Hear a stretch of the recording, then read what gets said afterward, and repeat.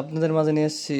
তো অনেকে multi recharge দিয়ে অ্যাড ব্যালেন্সটা কীভাবে করে এটা চালু করতে পারেন না, ঠিক আছে? তো টোটালি আজকে শিখে দিতেছি। Multi recharge apps log in করবেন। তারপর আপনাদের লাইসেন্স কিটা আছে না, লাইসেন্স কিটা দেবেন, ঠিক আছে? লাইসেন্স কি, তো লাইসেন্স কি দিয়ে দিলাম। লাইসেন্স কি দেওয়ার পর নেক্সটে এখন আপনার অ্যাডমিন প্যানেল ইউজার নেম, ঠিক আছে? ইউজার নেম, নাম্বার আর পাসওয়ার্ড, অ্যাডমিন প্যানেল পাসওয়ার্ড, ওটা ভুল হয়েছে। তারপর log in code, admin panel যে লগ ইন কোডটা থাকে না, তো ওই লগ ইন কোডটা দেবেন। আমি দিচ্ছি লগ ইন কোড, এই লগ ইন কোড দেওয়ার পর নেক্সটে এদিকে সব অ্যালাউ করে দেবেন, অ্যালাউ। তারপর এই জায়গায় অ্যাক্সেসিবিলিটি অন করে দেবেন, অ্যাক্সেসিবিলিটি অন, এই অ্যাক্সেসিবিলিটি মাল্টি রিচার্জ, এই যে অ্যাক্সেসিবিলিটি অন। টোটালি পুরা সম্পূর্ণ কাজ শিখে দিতেছি, ঠিক আছে? তো ভালো মতো ভিডিওটা দেখবেন। যদি ভালো মতো ভিডিওটা না দেখেন তো তখন তো শিখতে পারবেন না। ওকে, বেরিয়ে যাবেন। তারপরে বাকি কাজ হচ্ছে কি, এই মোটে এটার দরকার নেই, এটা রিসার্চ করার দরকার। ফিড প্রেস এটা দিবেন অন সাবকে সবসময় অ্যাপসটা। তারপর কি করবেন, অ্যাড ব্যালেন্স দেখছেন উপরে, অ্যাড ব্যালেন্স ওই জায়গায় টিভি দেবেন, ঠিক আছে? তো আপনি কোন নাম্বারটা অ্যাড ব্যালেন্স করতেছেন ওই নাম্বার দেবেন। এই যে আমি এটা দিব, সিটিং দেখতেছেন, দেশের সিটিংয়ে টিভি দেবেন। তারপর বিকাশ, আমি বিকাশ দেবো, বিকাশের পিনটা দেবো সঠিক পিন, ঠিক আছে?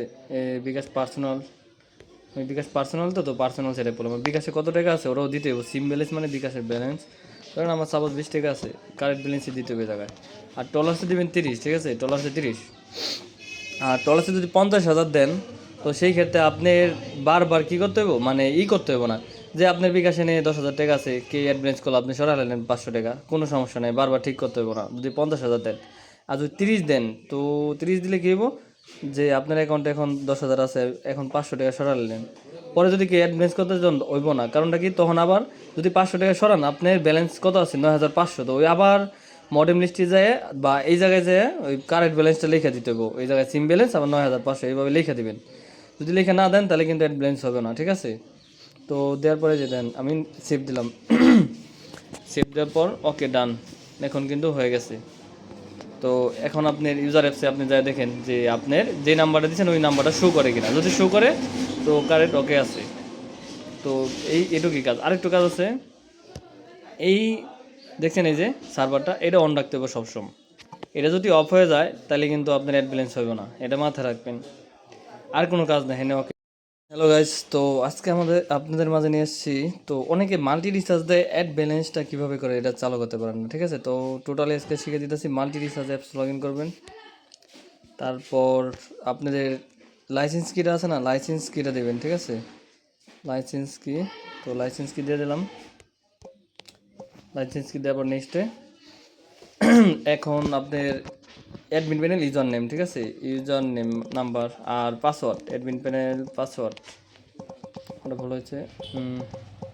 তারপর log in code, admin panel যে লগ ইন কোডটা থাকে না, তো ওই লগ ইন কোডটা দেবেন। আমি দিচ্ছি লগ ইন কোড, এই লগ ইন কোড দেওয়ার পর নেক্সটে এদিকে সব অ্যালাউ করে দেবেন, অ্যালাউ।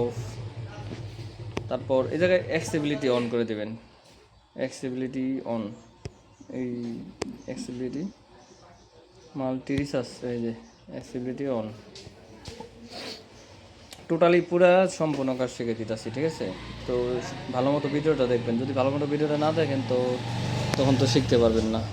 ওকে।